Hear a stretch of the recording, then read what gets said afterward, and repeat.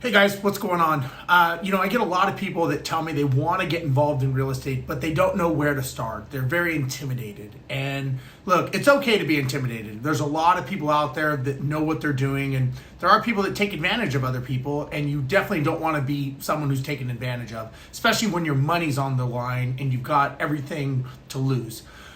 What I would suggest is if you really want to learn to be successful is start with the end in mind. What I mean by that is really start with your goals and figure out where are you going and why are you investing in real estate. Don't flip a property because you see everybody on social media flipping a property and you think that's what you should be doing. That is not what you should be doing if that's not part of your goal and it's not part of your strategy. You need to be very focused, and you almost need to deselect a lot of the other things out there so that you can focus on what you do best. So really focus on one thing that you could do, make that your prime thing, and make sure that it aligns with your goals. Hopefully this helps.